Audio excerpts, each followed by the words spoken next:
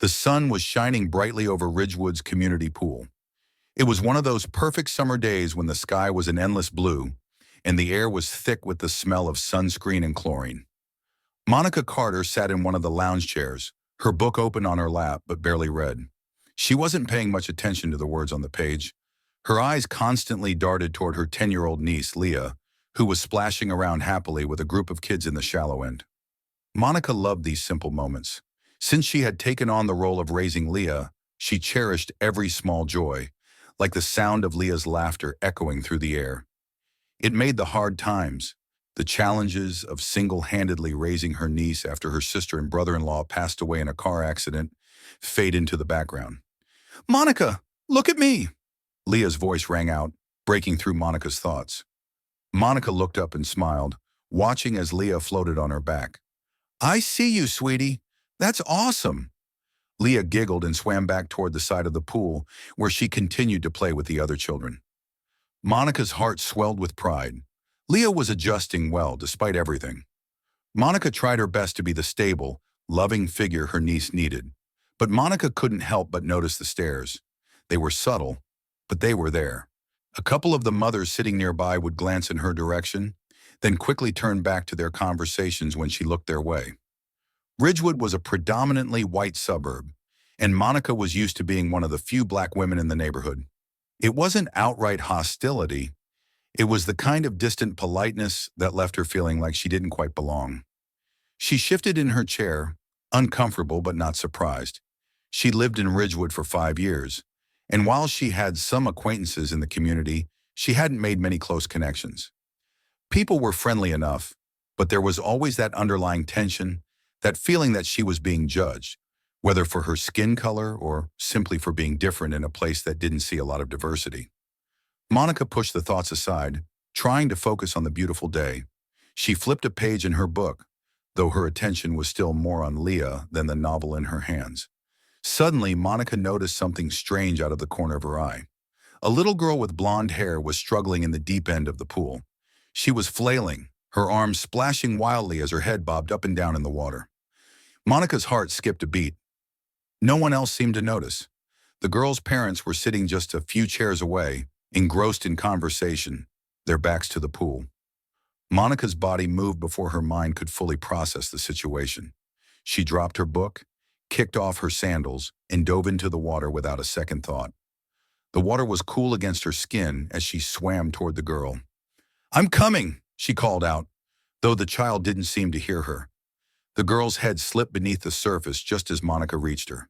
Monica grabbed her small body, pulling her up and cradling her close as she swam back toward the shallow end, where she could stand. The girl was limp in her arms, her skin pale and her eyes closed. Panic shot through Monica, but she kept her focus. She had been a lifeguard in high school, and the training kicked in instinctively. She laid the girl down on the pool deck and began CPR, pushing down on her chest rhythmically while whispering, "Come on, come on." A few seconds later, the girl coughed. Water sputtered from her mouth and her eyes fluttered open. Monica let out a breath she didn't realize she'd been holding. The girl was breathing. By then, a crowd had gathered. Monica glanced up and saw the girl's parents, Sarah and Jason Lewis, rushing over, their faces pale with fear. "Oh my God, Emily!" Sarah cried, dropping to her knees beside her daughter. She gathered the girl into her arms, holding her tightly. "Thank you. Thank you so much," she said, looking up at Monica with wide, teary eyes. Monica stood up, feeling the adrenaline still coursing through her veins. "She's okay," Monica said softly. "She should still be checked out by a doctor, though, just to be safe." Jason nodded, his expression one of mixed emotions. Gratitude, but also something else Monica couldn't quite place. "Thank you," he said, though his voice was less emotional than his wife's. His eyes flickered over Monica for a moment longer, then back to his daughter. Monica smiled, nodded, and stepped back, allowing the family their space. But as she walked away, she could still feel the weight of the onlookers' stares. Some of them were looking at her with awe, while others whispered to each other, their faces unreadable. Monica's heart sank a little.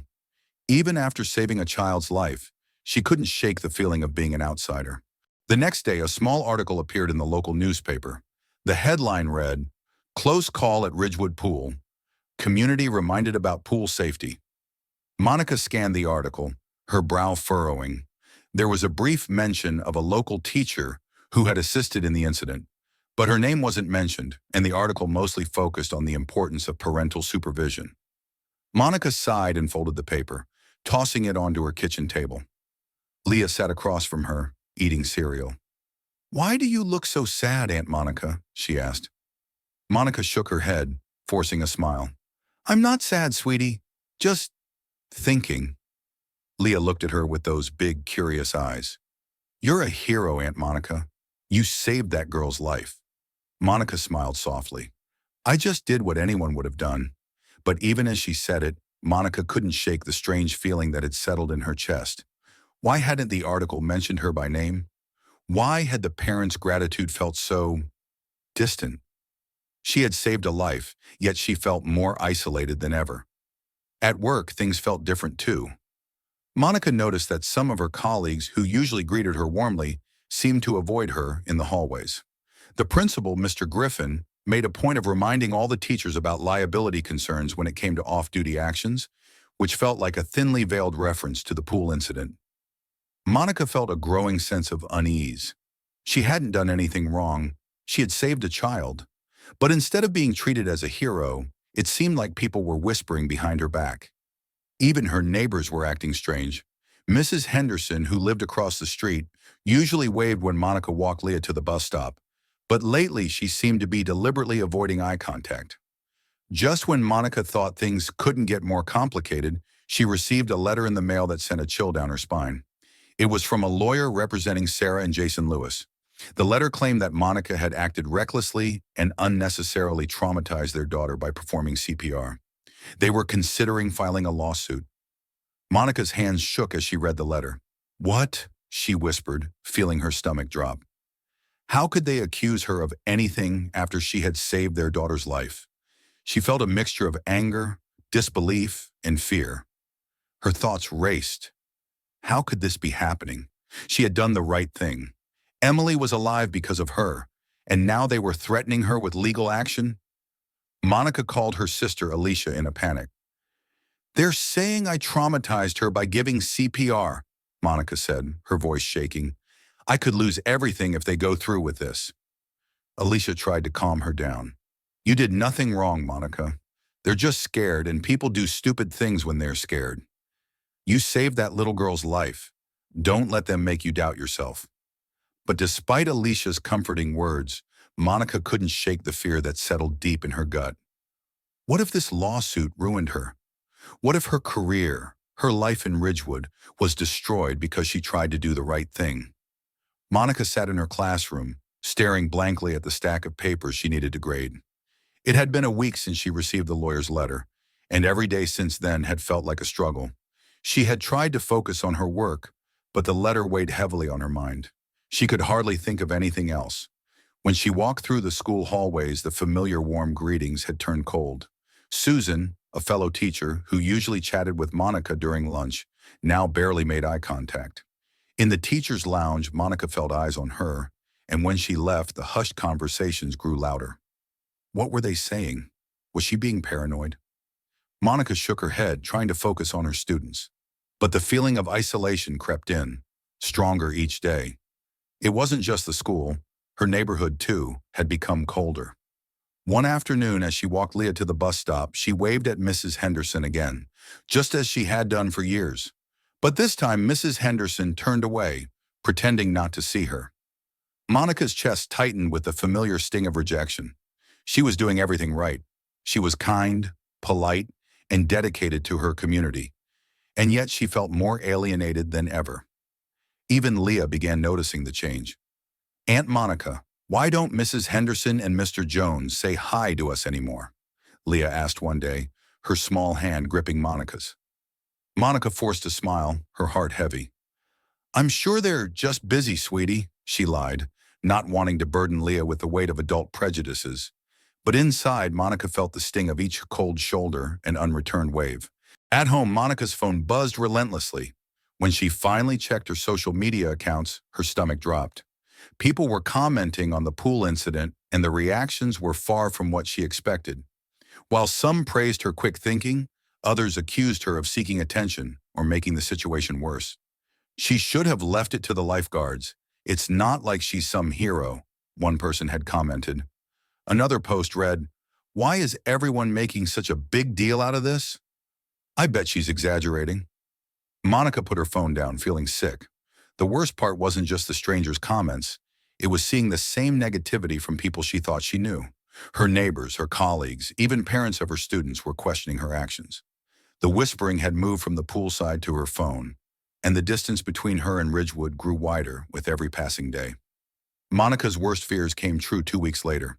The school principal, Mr. Griffin, called her into his office for a meeting.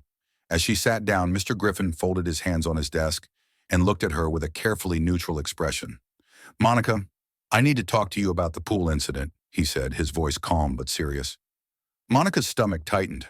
She had been dreading this conversation ever since the lawyer's letter arrived.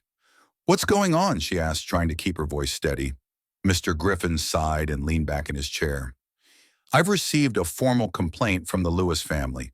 They're accusing you of unnecessary force during the incident and causing emotional distress to their daughter." Monica's heart pounded. "But I saved her life," she said, her voice barely above a whisper. "I did everything I could to help her." "I understand that," Mr. Griffin replied. "But they're threatening legal action, and as a precaution, the district has decided to place you on administrative leave until we can conduct an internal investigation. It's a standard procedure in situations like this." Monica stared at him in disbelief. "You're suspending me?" Mr. Griffin shifted uncomfortably.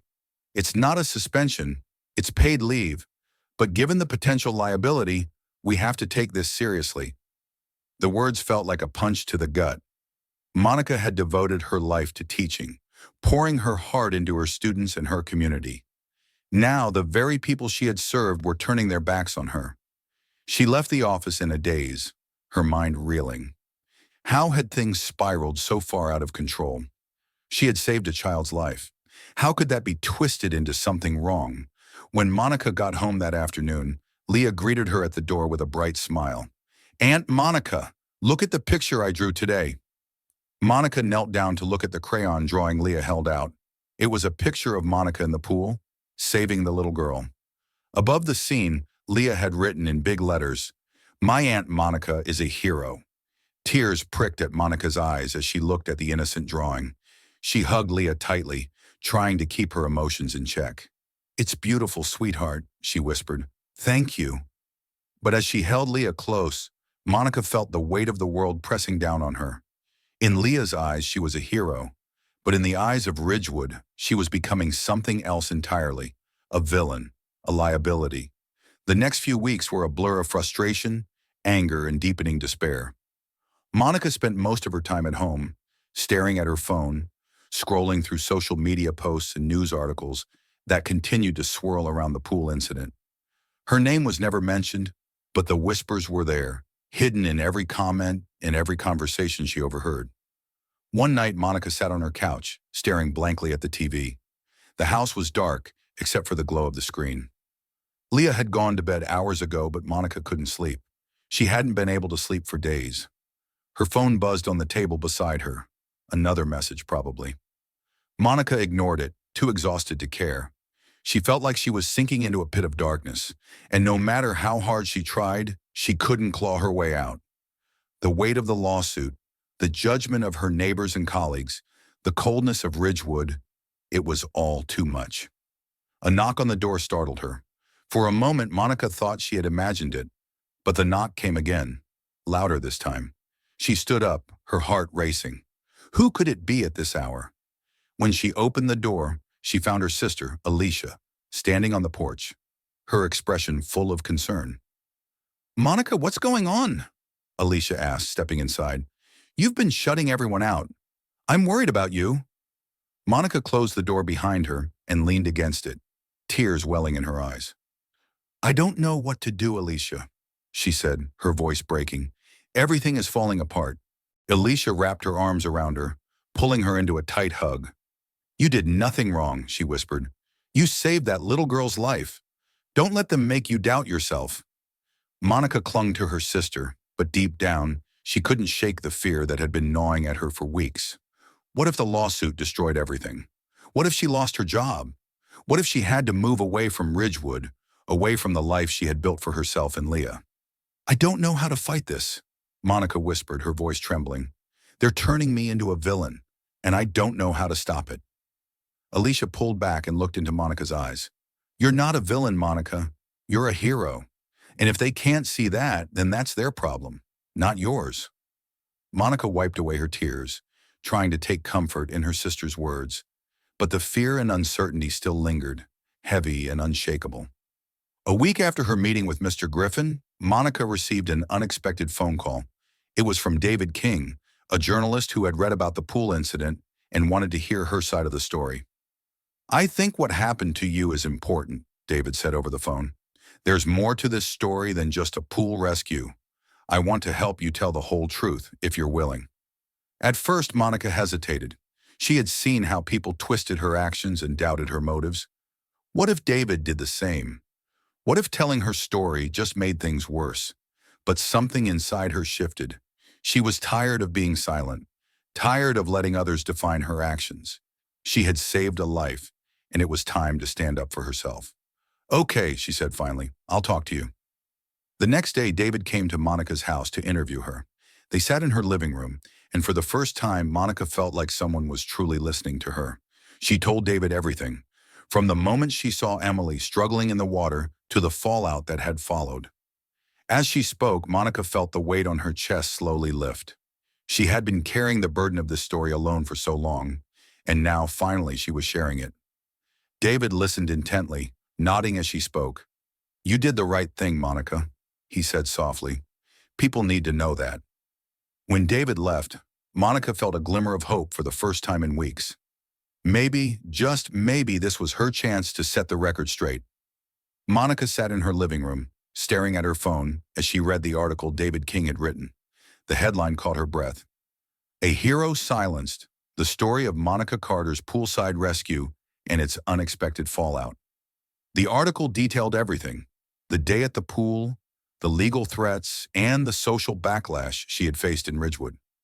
David had woven her story into a broader narrative about racial bias, highlighting how Black women's contributions were often diminished or questioned, even in moments of undeniable heroism.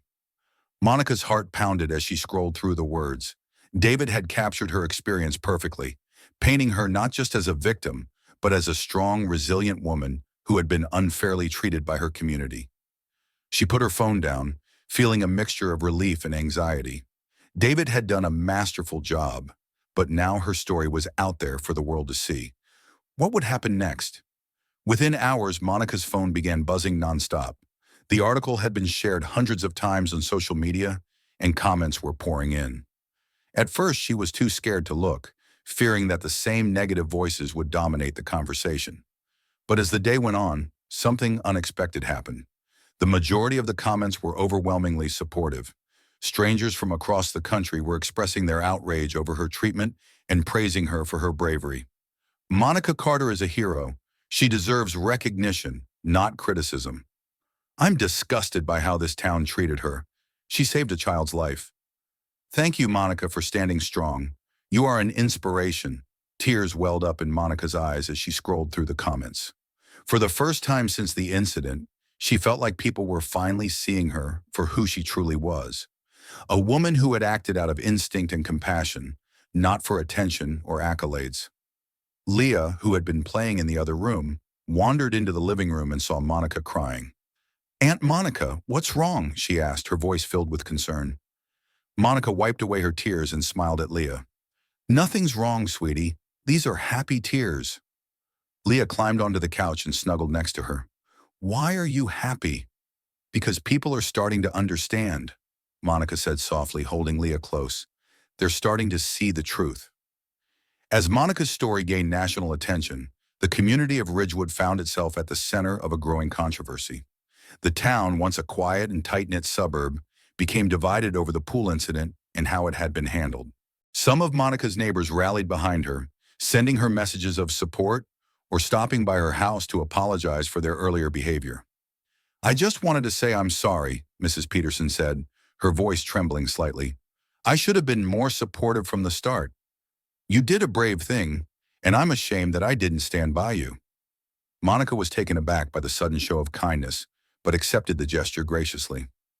"Thank you," she said softly, feeling a warmth she hadn't felt in weeks. However, not everyone in Ridgewood shared Mrs. Peterson's change of heart. Some members of the community doubled down on their criticisms, insisting that Monica had overreacted and had made the situation worse. At the local grocery store, Monica overheard two women whispering in the next aisle.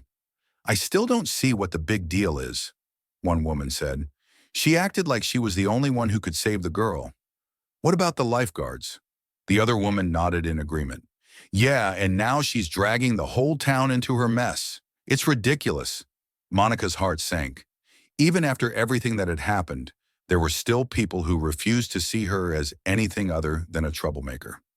When she got home, she found Leah sitting at the kitchen table, her brow furrowed as she looked at her homework. "Leah, sweetie, what's wrong?" Monica asked, sitting down beside her. Leah looked up, her eyes filled with frustration. "Some kids at school were being mean today," she said quietly.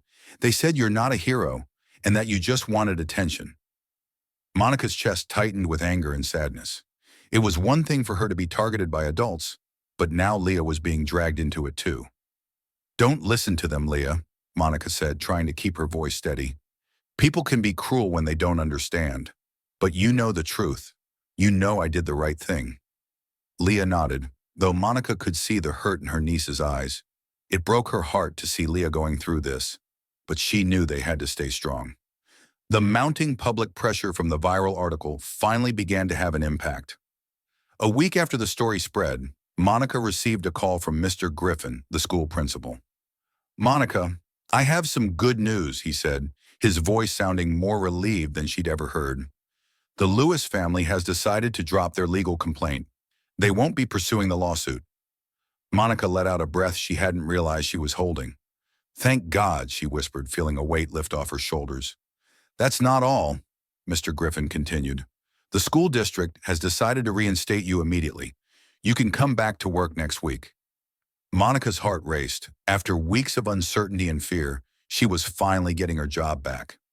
"Thank you," she said, her voice shaking with emotion. When she hung up the phone, Monica felt a surge of relief and hope. The legal threat was gone, and she could return to her students, the one place where she had always felt at home. She couldn't wait to get back to the classroom, to the kids who didn't care about the color of her skin or the whispers in the community. They only knew her as Miss Carter, their teacher. Leah ran into the room, hearing the excitement in her aunt's voice. "What happened, Aunt Monica?" Monica smiled, pulling Leah into a hug. "I'm going back to work, sweetie. Everything is going to be okay." Leah beamed up at her. "I knew it would be," she said confidently. The day Monica returned to work, she was greeted with mixed reactions from her colleagues. Susan, who had been avoiding her for weeks, gave her a half-hearted smile as she passed in the hallway. Other teachers nodded politely but kept their distance. But the students were a different story. As soon as Monica walked into her classroom, she was met with cheers and applause from her students. They had made a sign that read, "Welcome back, Ms. Carter. We missed you," and decorated the room with streamers and balloons. Monica blinked back tears as she took it all in. These kids didn't care about the controversy. They didn't care about the legal threats or the whispers. They only cared that their teacher was back. Leah, who was in a different grade, had made her way to Monica's classroom as soon as she could. She ran up and hugged her aunt tightly. "You're the best teacher ever," Leah said proudly, loud enough for everyone to hear. Monica smiled down at her niece, feeling a swell of pride and love. This was what mattered, not the opinions of the town, not the lawsuits or the gossip, just the kids who looked up to her, who saw her for who she truly was.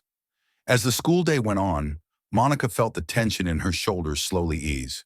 For the first time in weeks, she felt a sense of normalcy returning. She taught her lessons, helped students with their work, and for a few hours everything felt right again. But even as Monica enjoyed this small victory, she knew the battle wasn't over. The town was still divided, and there were still people who viewed her with suspicion. The legal threat may have faded, but the undercurrent of bias and prejudice in Ridgewood remained. Monica wasn't naive. She knew that real change would take time. But for now, she held on to the small moments of joy, the smiles of her students, and the warmth of Leah's embrace. It wasn't everything, but it was enough. It had been a few weeks since Monica's return to work. The legal threat had dissipated, and while the town was still divided, Monica had begun to settle back into her routine. She taught her classes, focused on her students, and tried to keep her head down. Leah was doing better too. Most of the bullying had stopped, and she seemed to be her cheerful self again. But even though things had calmed down on the surface, Monica couldn't shake the feeling that the tension in Ridgewood was still simmering beneath. The smiles from her neighbors felt forced, the conversations with her colleagues were still strained, and the whispers hadn't completely faded away. One afternoon, Monica took Leah to the community pool again. It was the first time they had returned since the incident. Leah was excited, bouncing on her toes as they walked through the gate, but Monica felt a knot of anxiety tighten in her chest. As they settled into their lounge chairs, Monica glanced around. Some of the same families who had been there the day of the rescue were there again, but this time they were avoiding eye contact. Monica noticed the looks, the quick glances followed by whispered conversations. She tried to ignore it, focusing on Leah, who was already splashing around in the shallow end with her friends. But the unease lingered, gnawing at her. It happened so quickly Monica barely had time to react. She was sitting on the edge of the pool, watching Leah and the other kids play, when she noticed a commotion in the deep end. A boy, no older than 7 or 8, was struggling to stay afloat. His arms flailed wildly, and his head bobbed beneath the surface. Monica's heart raced as she realized what was happening. He was drowning. Her first instinct was to jump in, just like she had with Emily. But something held her back. What if it happened again? What if this boy's parents reacted the same way as the Lewises had? What if people accused her of overreacting, of trying to be a hero when she wasn't needed? The weight of those questions froze her in place. Monica watched as the boy struggled, her body tense, her mind racing. She wanted to help, but she couldn't move. Then out of the corner of her eye, she saw someone else jump in. A man, one of the boy's family members. He reached the boy just in time, pulling him to the surface and swimming him back to the side of the pool.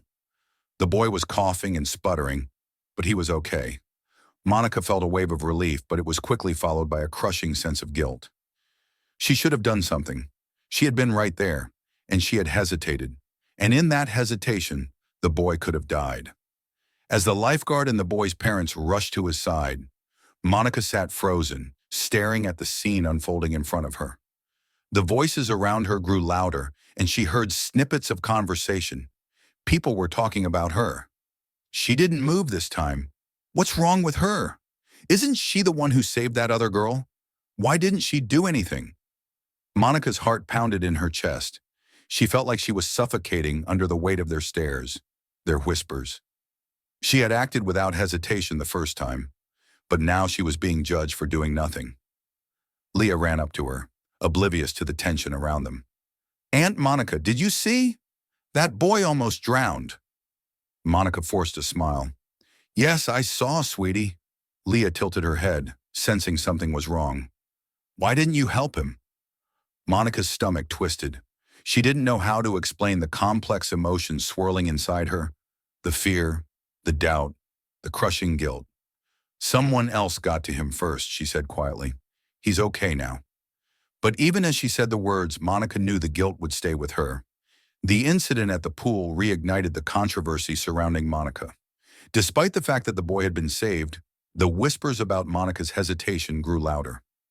A few days later, Monica was called into a meeting with Mr. Griffin and the school board. As she sat in the conference room, her palms sweaty, she could feel the tension in the air. "Monica," Mr. Griffin began, his tone measured, "we've received some concerns from parents about what happened at the pool last week. There's been some renewed scrutiny around your actions, or rather your inaction, during the incident." Monica's heart sank. "I didn't react because someone else was already helping him," she explained, trying to keep her voice steady. "I didn't want to cause more confusion or put the boy at risk by jumping in unnecessarily." One of the board members, Mrs. Warren, leaned forward. "But that's not how some of the parents are seeing it. They're questioning your judgment, especially after the previous incident. There's a feeling that you've become A polarizing figure in this community. Monica's chest tightened. Polarizing. The word hung in the air like a cloud over her head. All she had ever tried to do was help, but now she was being viewed as a source of controversy, no matter what she did. "We're not taking any formal action at this time," Mr. Griffin continued, "but we want to give you a heads up that this issue isn't going away. You may want to consider how you approach these situations in the future." Monica left the meeting feeling numb. The legal threat had passed, but the judgment from her community hadn't. No matter what she did, it seemed like she couldn't win. A few days later, the town of Ridgewood held a public forum to discuss the growing tension in the community.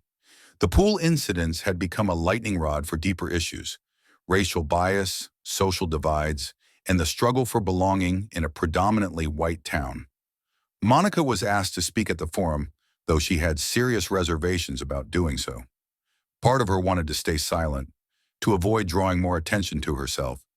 But another part of her knew that if she didn't speak up, the narrative would continue to be shaped by others. When the night of the forum arrived, the community center was packed. Monica could feel the eyes on her as she walked to the front of the room. Her hands were shaking, but she took a deep breath and stepped up to the microphone. For a moment, she didn't know what to say. The weight of everything she had been through, the rescue, the backlash, the guilt of not acting, pressed down on her.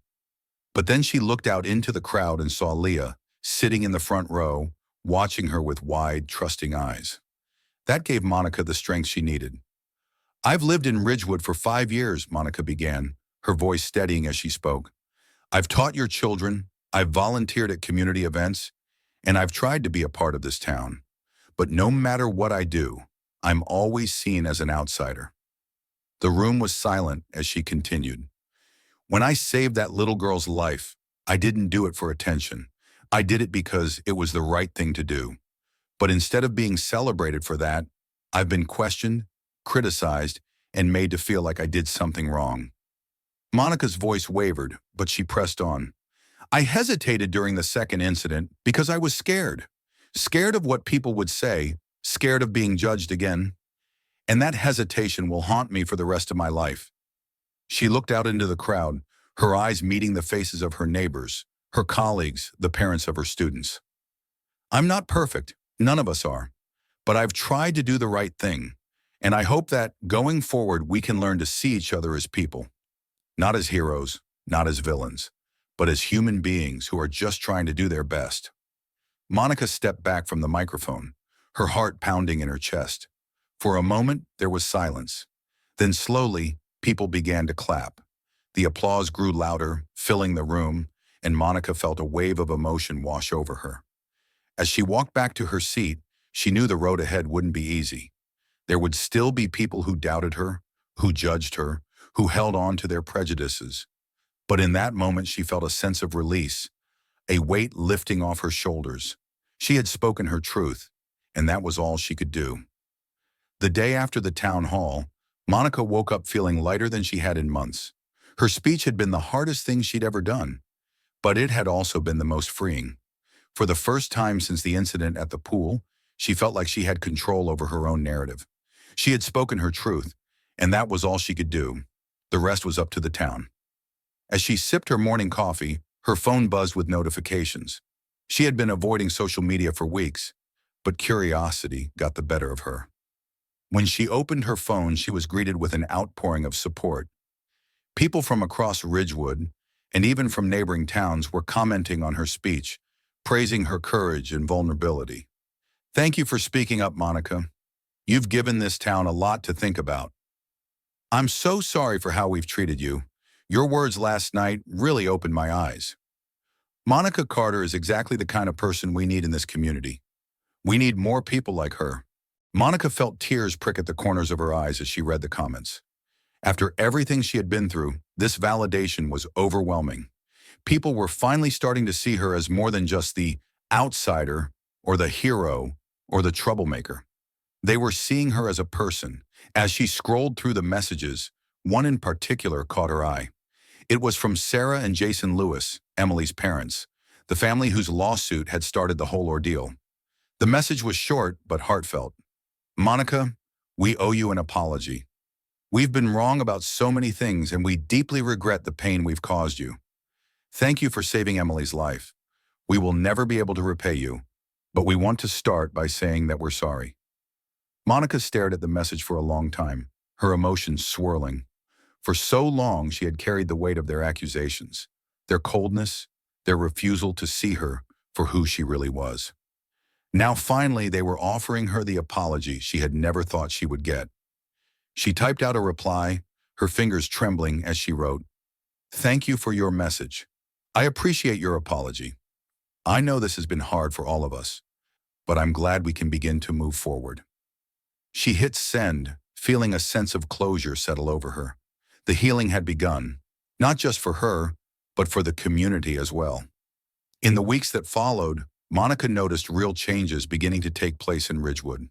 The town was far from perfect, but the conversations that had started after the town hall were continuing. People were talking about race, bias, and how the community could become more inclusive. The school board, in response to Monica's story, decided to implement a diversity and bias training program for all teachers and staff. They asked Monica to help develop the curriculum, and while she was hesitant at first, she ultimately agreed. She wanted to make sure that future teachers and students wouldn't have to go through what she had experienced. Monica also became involved in community outreach efforts, working with local leaders to promote understanding and dialogue across different racial and social groups.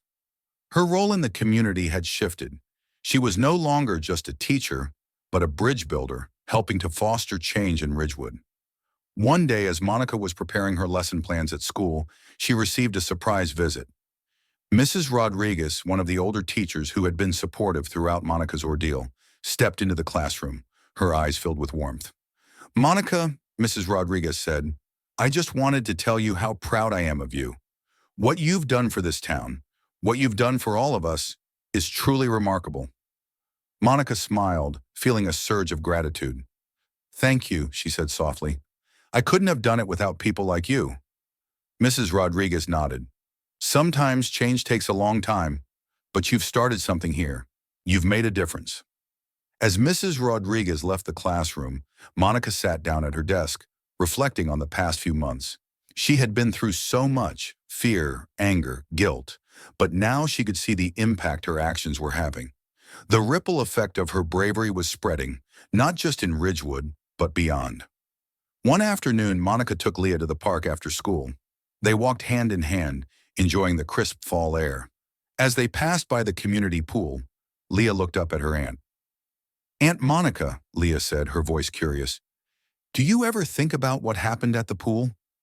Monica paused, looking out at the water, which shimmered under the late afternoon sun. "Yes," she admitted, "I think about it a lot, but not in the same way I used to." Leah furrowed her brow. "What do you mean?"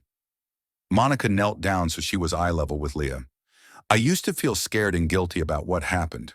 I used to think that maybe I had done something wrong, but now I realize that I did my best. I did what I thought was right, and that's all anyone can ask of themselves." Leah nodded, her expression serious. "I think you're the bravest person I know." Monica smiled, her heart swelling with love for her niece. "Thank you, sweetie. That means the world to me." As they continued their walk, Monica felt a sense of peace settle over her. The wounds of the past were healing, and the future felt full of possibilities. She had faced her fears, stood up for what was right, and helped to create meaningful change in her community. And most importantly, she had done it without losing herself. There's been some renewed scrutiny around your actions, or rather, your inaction, during the incident. On the day of the conference, Monica stood on stage in front of a packed auditorium. As she looked out at the sea of faces, she felt a familiar flutter of nerves, but also a deep sense of purpose. This was her chance to tell her story, to share what she had learned, and to inspire others. "Good afternoon," she began, her voice strong and clear. "My name is Monica Carter, and I am here to talk to you about the power of community, courage, and resilience." As she spoke, Monica felt the weight of her journey, every struggle, every setback, every moment of doubt, but also the strength she had gained from it all. She had been through the fire, and she had come out the other side stronger than ever. When her speech ended, the audience erupted in applause. Monica smiled, feeling the warmth of their support wash over her. This was only the beginning. There was so much more work to be done, but she was ready for it. As she stepped off the stage, she glanced down at her phone and saw a message from Leah. "You were amazing, Aunt Monica. I'm so proud of you." Monica's heart swelled. She had found her place, not just in Ridgewood, but in the world. And she knew, no matter what challenges came next, she would face them with the same courage and resilience that had brought her this far. Months turned into years, and Ridgewood continued to grow and change. The diversity and bias training that Monica had helped implement became a model for other towns, and the conversations that had started in the community spread to neighboring areas. Monica's work as an educator and advocate took her to new places, but Ridgewood remained her home. It was the place where she had fought her hardest battles, and it was the place where she had found her greatest strength. One summer day, Monica and Leah returned to the community pool, this time not as outsiders, but as part of the fabric of the town. They were greeted with smiles and waves from their neighbors, and Monica felt a sense of belonging that had once seemed impossible. As she watched Leah dive into the water, Monica smiled, knowing that the journey wasn't over. There would always be challenges, but she was ready to face them, one step at a time. Because in the end, it wasn't just about saving a life. It was about saving a community, and, in many ways, saving herself. Thank you for joining me on this journey of courage, resilience, and community. Monica's story reminds us that even in the face of adversity, we have the power to create change and make a difference. If this story resonated with you, and if you believe in the power of standing up for what's right, don't forget to subscribe to this channel. By subscribing, you'll be part of a growing community that values storytelling with heart and purpose. Together, we can continue to share inspiring stories that uplift, empower, and bring us all closer. Thank you for your support, and I look forward to sharing more with you soon.